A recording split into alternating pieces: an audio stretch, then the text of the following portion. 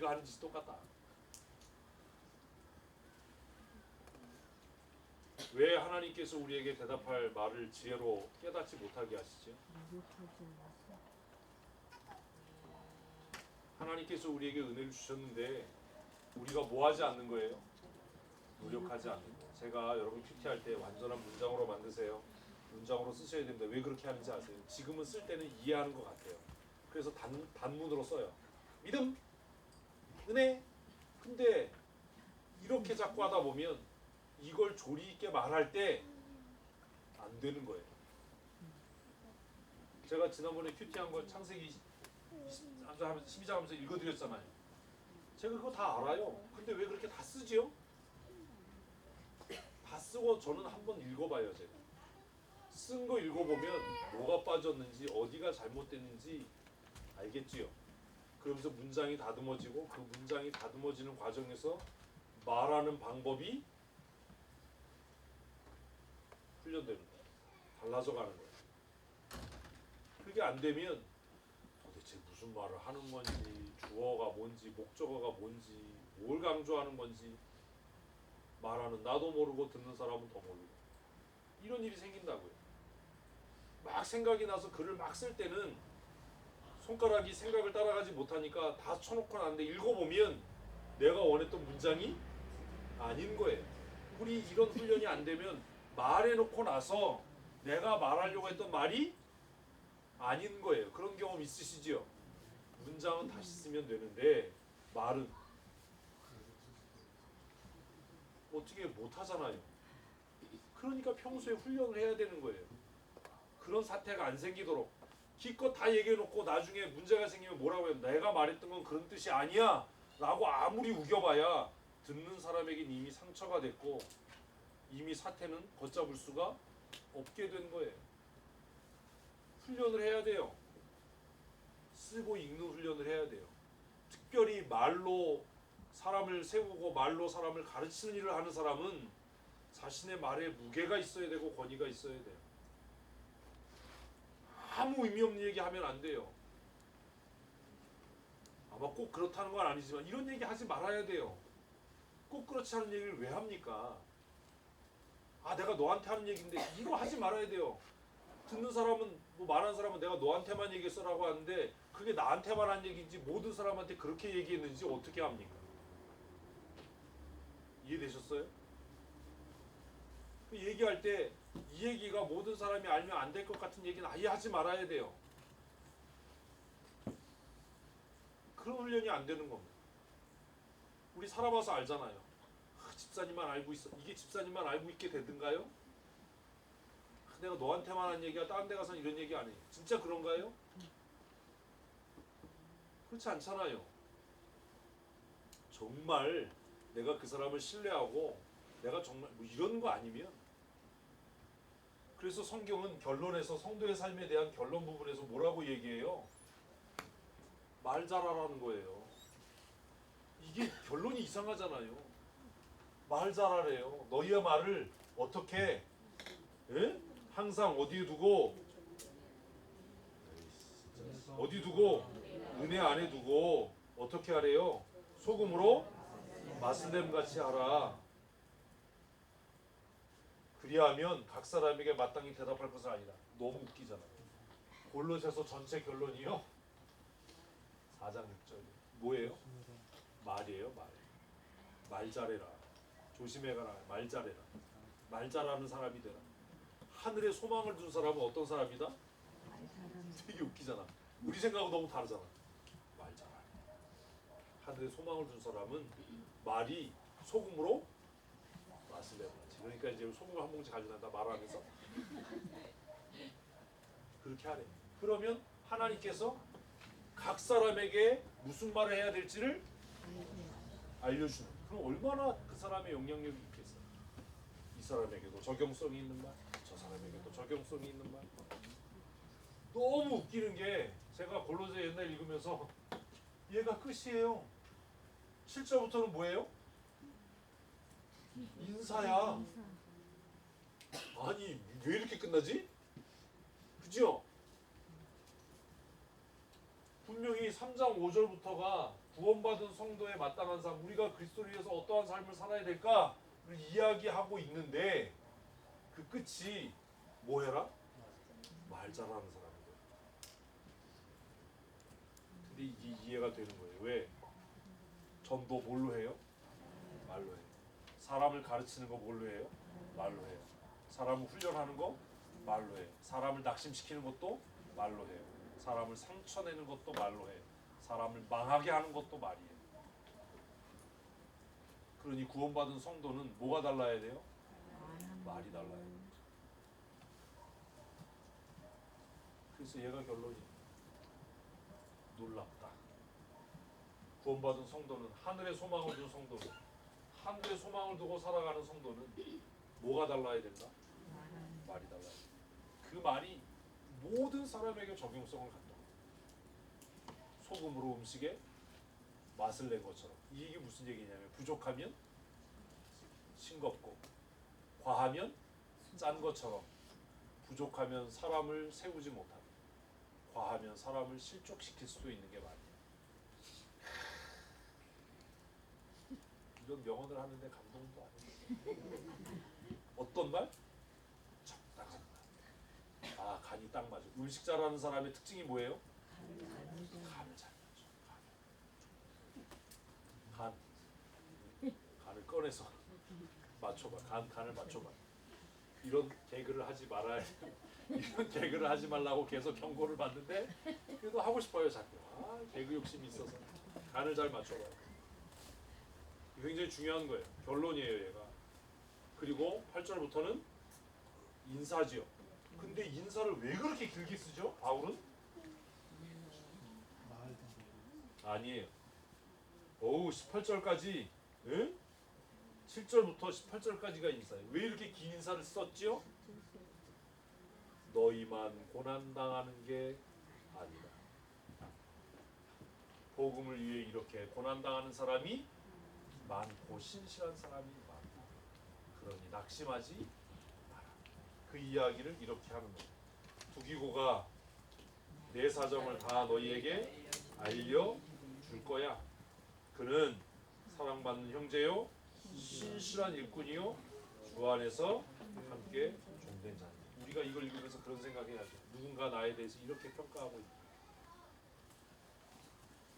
제가 누군가에게 소개할 때 이병남 집사님은 우리 교회 신실한 일꾼이고 충성된 자고 나와 함께 동역하는 자고 내가 의지하고 믿는 자고 내가 중요한 일을 상의하는 사람이고, 얼굴도 안 변해. 이 정도 했으면 갈비를 사겠다 했어. 풍년갈비하고 더 맛있는 갈비집이 있대. 알아놨어. 수업 끝나고 시간 있으신 분은 그리로 오세요. 거기가 어딘지는 기도해 보세요. 신실한 일꾼, 주 안에서 나와 함께 종된 자래. 내가 그를 특별히 너희에게 보내는 것은 너희로 뭐하도록? 우리 사정을 알고 너희 마음을 위로하게 하며. 바울이 옥에 갇혔어요. 골로새 교회 성도들은 근심이 많아요. 근데 그 일에 대해서 누구를 보내므로? 두기고를 보냈어. 두기고를. 그가 바울의 형편을 골로새 교회에 알게 해서 골로새 교인들이 어떻도록? 위로를 받을 수 있도록, 그리고 용기를 얻을 수 있도록 하기 위해서 그를 보낸다. 9절 또 누구를 보내요? 신실하고 사랑받는 형제 오네시모를 함께 보냈는데, 오네시모는 어떤 사람이에요? 골로새 교회에서 온 사람이에요. 그는 너희에게서 온 사람이라 그들이 여기를 다 너희에게 알려줄 거다. 보내는 목적이죠. 10절 나와 함께 갇힌 누구요? 아리스다고는 지금 바울과 함께 옥에 갇혀 있어요. 같이 복음 전했으니까 그랬겠지요. 또 바나바의 생질 마가가 이 어떤 사람이죠? 1차 전도 여행 때 토꼈던 놈입니다. 부잣집 도련님이었어요. 그래서 여행 안 되니까 나도 한번 여행 따라가고 싶어. 그래서 단기 선교 따라간 거예요. 순회 선교를 갔는데 너무 힘든 거야. 어우, 막 길바닥에서 자고 막 이래가지고 토꼈어 중간에. 그래서 바울이 너 새끼도 다시는 안 데려가 이래가지고 대판 싸워서 선교팀이 두 팀이 됐어요. 때로는 싸우면 배가 되는 역사라. 이런 얘기하고 합니다. 유스도라 하는 예수도 너희에게 무난하니라. 자, 같이 읽습니다. 시작.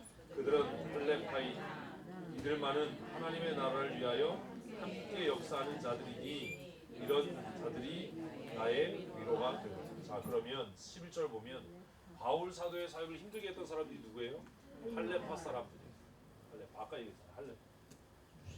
할레파 사람들이 바울 사역을 굉장히 힘들게 했는데 그 할레파 사람 중에 누구는 유스도는 바울과 함께 고난당하는 사람. 그가 바울에게 뭐가 됐어요? 위로가 됐어요. 큰 위로가 됐어요. 12절 있습니다. 그리스도 예수의 종인 너희에게서 온 에바브라가 너희에게 무난하니라. 에바브라도 어디서 왔어요? 골로새 교회에서 왔어요. 근데 에바브라를 특별히 뭐라고 얘기했어요? 네, 그리스도 예수. 아까 골로새 교회가 누구한테 배웠다고요? 벌써 다 잊어먹었어요. 그가 항상 너희를 위하여 애써 기도하여 너희로 어떻게 해요? 하나님의 모든 뜻 가운데서 안전하고 확신 있게 서기를 구하니 그가 너희와 라오디게아에 있는 자들과 히에라볼리에 있는 자들을 위하여 많이 수고하는 것을 내가 증언하노라. 자, 그러니까 결국 어디가 골로새, 라오디게아, 히에라볼리가 한 문화권 안에 있었던 겁니다. 한 권역 안에 있었던 거예요. 그 곳을 누가 돌봤어요? 에바브라가 돌보고 수고했지요. 14절 사랑받는 의사 누가와 또 데마가 너희에게 무난합니다. 바울 곁에 이렇게 신실한 사람들이 참 많았어요. 그래서 바울이 힘있게 사역했던 겁니다. 같이 읽습니다. 라오디게아에 있는 형제들과 눈바와 그 여자의 집에 있는 교회에 무난하고 이 편지를 너희에게서 읽은 후에 라오디게아인의 교회에서도 읽게 하고 또 라오디게아로부터 오는 편지도 너희가 읽으라. 자, 여기까지가 이제 인사죠. 아킨보에게 이르기를 주 안에서 받은 직분을 삼가 이루라고 하라. 그럼 아킨보가 지금 뭐 하고 있는 거예요? 하나님께서 주신 사명을 잘 감당하지 않았던 거예요. 뭐 개인적인 이유가 있었는데 그 이유를 밝히지 않았어요. 그래서 교회 공교회 이야기에서 아킨보에게 뭐 하라고? 직분을 삼가 이루라. 그러니까 이런 거 같아요. 느낌은 이런 거예요. 지금 골로새 교회 지도자가 누구예요? 아킨보예요. 에바브라는 지금 바울과 같이 있잖아. 아킨보예요. 근데 느낌은 이런 거야. 아킨보가 생각해 보니까 자기는 에바브라에 비하면 못해, 모질해. 그래가지고 나서야 되나? 말해야 되나? 나 능력이 없는데? 할까? 뭐 이런 거죠. 근데 바울이 그 교회 성도들에게 편지를 써서 뭐라고 이야기하는 거예요? 하나님께서 너에게 주신 직분은 누가? 하나님이 주신 거니까 너 그 직분을 용기를 갖고 잘 감당해 라고 그를 격려하고 세워라 라고 공교회 앞에 공개적으로 얘기하는 거예요. 그러니까 이걸로 미루어 봐서 아킨보는 지금 그 당시에 어디를? 골로새 교회를 책임지고 있었던 지도자인 것 같다라는 느낌이 안 드시지요? 그런 생각을 하셔야 돼요. 이게 굉장히 사적인 거라면 이렇게 공개적으로 용기를 주지 않을 테니까. 이해되셨습니까? 그래서 아킨보에게 뭐 하라고? 직분을 삼가 이루라 하라. 그리고 나 바울은 친필로 문안하노니. 근데 이게 좀 그런 거예요. 18절 보면 친필로 문안한다라고 했는데 바울의 편지는 대부분 대신 써줬어요. 대신. 근데 지금 골로새에는 뭐라고 써요? 바울이 직접 쓴 것 같아요. 그렇죠? 바울이 직접 썼다라는 말은 무슨 의미겠어요? 골로새 교회를 몹시 사랑했다. 그 의미가 있는 거죠. 근데 사실 골로새 보니까 내용이 그렇게 어려운 내용 없잖아요. 지금 2시부터 시작했는데 5시 45분인데 우리가 훈련이 안 됐는데도 이 정도면 끝나요, 한 권이. 물론 저는 개고생을 했고 지금 다리는 무지 아프고 내일 예배를 어떻게 해야 될까 이런 고민이 있지만 어쨌든 이렇게 해서 한 권이 끝나요. 여러분 이렇게 몇 번만 하면 성경을 보는 방법이 많이 달라질 겁니다. 도움이 좀 되셨나요? 네. 받아 그 뻥치지 말고 그게 크게 대답한 사람 다음에 나와서 이제 하라고 그럴 거예요. 성경을 보는 방법이 좀 이해가 되셨어요? 네. 자, 그럼 야 사악해. 오늘 갈비를 둘이 같이 사. 자, 그러면 지금 표를 아까 그리다 말았는데 지금 문단의 제목들을 썼지요? 그다음에 작아졌어. 뒤로 가면 지금 안 했잖아요. 지금 성도들의 5절부터 성도의 삶에 대한 건데 첫 번째는 가정 1절부터 몇 절 사회에 대한 것 이렇게 나오잖아요. 얘를 다시 뭐로 묶어요? 표로 묶는 거예요. 표로. 그래서 아까 이야기했던 1장부터 3장 4절까지가 하나님의 은혜에 대한 것. 그리스도께서 교회와 성도를 위해 행하신 일이에요. 쓰지 말고 들으세요. 그리고 3장 5절부터 4장 18절 마지막 절까지가 누구? 성도가 그리스도를 위해 행할 일이에요. 이걸 뭐라고 해요? 사명이라고 얘기해요. 근데 이 사명이 다른 성경과 다르게 교회 안에서의 사명이 아니에요. 그죠? 그 뭐예요? 삶에서의 사명이에요. 그러니까 문화적 사명이라고도 얘기할 수 있어요.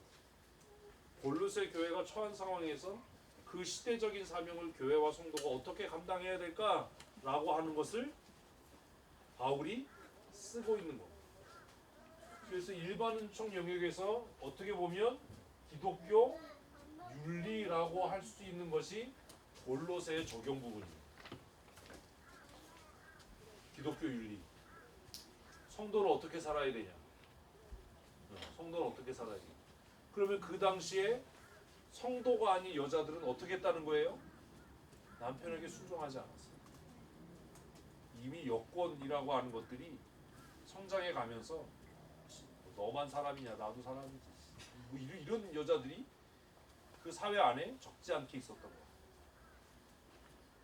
그리고 상업이 발달하면서 우리가 아는 것처럼 자주장사 루디아처럼 경제적으로 독립하는 여자들이 생기면서 가정 안에서 이런 질서들이 깨어져 가는 상황에서 바울은 뭐라고 이야기하냐 하면 구원받은 성도라면 정말 당신이 하나님 나라를 소망하는 경건한 믿음의 사람이라면 뭐 해야 한다? 이분들이 남편에게 복종해야 한다. 그러니까 골로새 교회 성도들이 그냥 순수하게 받아들이기에는 조금 의아한. 아니 이게 구원하고 무슨 관계가 있어? 아니 바울 선생님이 우리에게 편지 쓰면 뭐 기도 많이 해라, 하나님 나라를 소망해라, 경건하게 살아야 된다, 뭐 이래야 될 것 같은데 너희가 정말 하나님의 은혜로 구원받은 사람이라면 뭐 해라? 남편에게 복종해야 된다? 라고 이야기하는 거예요. 그리고 남편들에게는 뭐 하라는 거예요? 아내를 사랑하라는 거예요. 그렇다면 그 당시에 하나님 나라에 소망을 두지 않은 상당수의 사람들은 뭐 했던 거예요? 아내를 사랑하지 않았던 거예요. 돈을 사랑하고 명예를 사랑하고 세상을 더 사랑했던 거예요. 모임을 더 사랑하고 그랬던 거예요. 그래서 아내를 어떻게 해요? 괴롭게 했던 거죠. 그래서 하나님 나라의 소망을 가지고 있는 사람들 기도해, 금식해 이런 이야기가 아닌 거예요. 골로새 교회. 그래서 진짜 실천적인 이야기가 나오는 거예요. 자녀들은 부모에게 순종하지 않았어요. 그죠? 그리고 부모들은 자녀들을 인격적으로 대우하지 않았어요. 마치 자기 소유물인 것처럼 그렇게 했어요. 그런데 천국을 소망하는 성도들은 그렇게 하면 안 된다는 거예요. 자녀들을 노엽게 하지 말라는 겁니다. 노엽게 하면 그 자녀들을 낙심시켜서 믿음에서 떠나게 할 거니까 그렇게 하지 말라는 거예요. 전혀 이해가 안 되죠. 그 당시에 사람들은 지금 골로새에 써 있는 건 딱 반대로 살았어요. 상전들은 종들을 억압했어요. 오늘 예수 믿는 사람들도 내가 벌어서 내가 쓰는데 이런 얘기하면 안 되는 거예요. 그래서 예수 믿는 사람 아닌 거예요. 억울하면 출세 이런 얘기하면 안 되는 거예요. 종들도 눈속임만 하려고 하면 안 되는 거예요. 보든지 안 보든지 어때야 돼요? 하나님께 하듯이. 이게 소명이다라고 하는 이 골로새서에 나와 있는 이런 얘기들이 나중에 종교개혁자들에게서 뭐가 됐냐 하면 직업 소명론이 됐어요. 모든 직업은 하나님이 주신 소명이다. 목회자만 소명을 갖고 있는 게 아니다. 그러니까 모든 삶의 영역에서 정직해야 한다. 탈세하지 말아야 된다. 근무 시간에 사적인 일 하지 말아야 된다. 그리고 자기가 받는 그 월급에 대해서 불평하지 말아야 된다. 이런 것들이 기독교 윤리로 종교개혁자들에게 영향을 주기 시작한 겁니다. 이게 근거입니다. 그래서 직업소명론 그리고 사회의 정의에 대한 이야기 이런 것들이 만들어지게 된 거예요. 골로새서는 굉장히 아주 그냥 담백하게 뒷부분에 성도의 삶에 대해 짧게 요약하지만 이런 부분들을 다른 교리서와 연계해서 종교개혁자들은 그런 것들을 만들어냈던 겁니다. 성도는 어떻게 살아야 하는가? 기도 많이 해라, 금식해라 이런 얘기 안 했어요. 바울이. 성도는 어떻게 살아야 돼요? 자신의 삶을 규모 있게 경영해야 돼요. 소비에 지출에 수입을 맞추는 게 아니라 수입에 지출을 맞추고 살아야 돼요. 성도는 유행 따라 살아가면 안 돼요. 그게 성경이 말하는 윤리예요. 그래서 첨단 유행을 따라 살려고 하는 사람들, 믿음 없는 사람들이에요. 성도는 어디에 소망을 두고? 영원히 변하지 않는 하나님의 나라에 소망을 두고. 그 말이 규모 있어야 되는 거예요. 그 당시에 철학을 따르고 철학을 이 세상의 초등학문을 따르는 사람들은 말을 하기 위한 말을 했어요. 말을 하기 위한 말이 뭐지요? 요즘에 우리가 흔히 얘기하는 아무 말 대잔치, 밑도 끝도 없는 이야기, 내용도 없는 이야기, 본질도 없는 이야기, 말을 하기 위해 말을 하는. 요즘에 여러분 텔레비전 프로 보세요. 텔레비전 프로 보면 뭐가 주를 이루지요? 말을 하기 위한 프로를 해요. 자기들끼리 나와서 말을 하기 위한 말을 하고 그걸 프로로 만들어서 프로그램으로 만들어서 방영을 해요.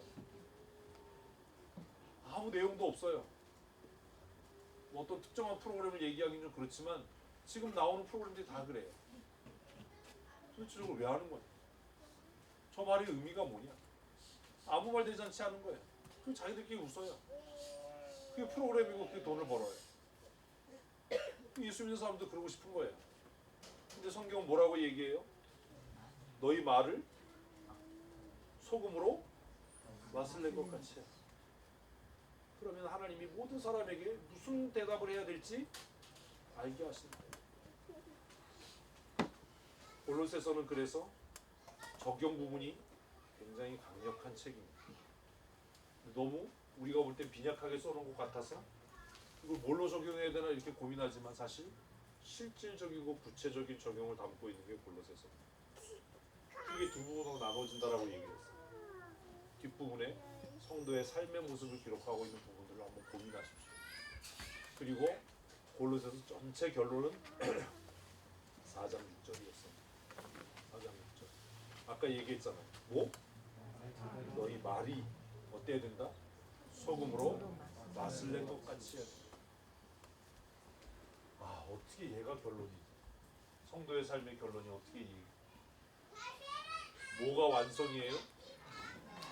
말이 완성. 말은 그 사람의 인격이고, 말은 그 사람의 지성의 완성이고, 말은 그 사람의 생각이에요. 우리의 생각을 말로 표현하는 것.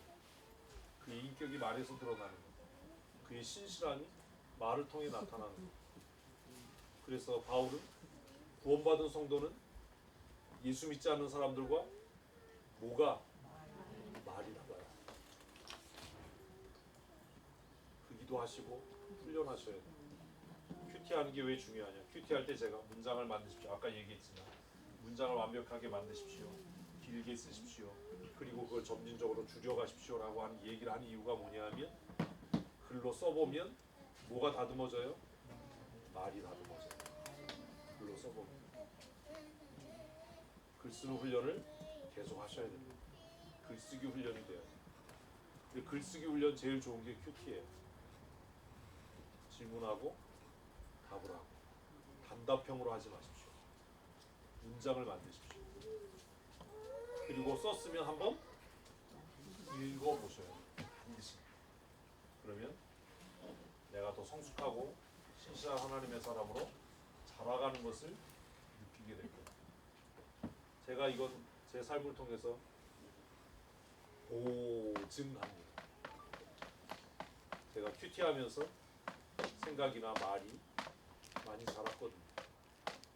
그런 부분들을 여러분 잘 하시고 앞으로 또 올해 몇 번 이런 세미나가 있을 텐데 여러분들이 원하시는 성경을 정해서 그렇게 하도록 할 겁니다. 오늘 혹시 읽어오신 분들이 있으면 궁금했던 것들이 해소가 됐을 거고요. 또 앞으로는 궁금한 부분들을 미리 읽어오시고 질문지를 내주시면 제가 본문을 이렇게 정리해가면서 그 질문에 대해서 구체적으로 답을 해드리도록 그렇게 하겠습니다. 성경에서 원리를 찾는 게 굉장히 중요합니다. 아까 첫 부분에 소명에 대한 원리가 있었고 하나님께서 나를 부르셨다. 바울은 그 부름을 위해서 옥에 갇히는 것을 부끄러워하지 않고 두려워하지 않았다. 그렇다면 나는 그 부름에 어떻게 응답하고 응하고 있는가 하는 것들을 우리가 고민해 보면 좋을 것 같습니다. 그리고 맨 마지막에 내가 매인 것을 생각하라. 무슨 얘기예요? 매이는 걸 두려워하지 말아라. 두려워하지 마. 뭘 두려워하지 마요? 상황을, 환경을 두려워하지 마. 왜요?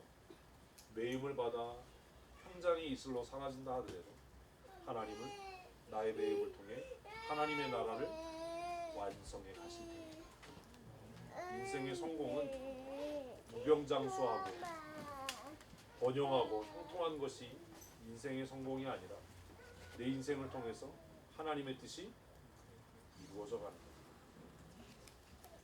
가시밭길을 가더라도 아골골짝을 가더라도 옥에 갇혀서 정말 비참한 삶의 최후를 맞이하더라도 내 삶의 끝에서 하나님의 영광을 보고 하나님의 뜻을 이루어갈 수 있다면 그게 성공한 인생입니다.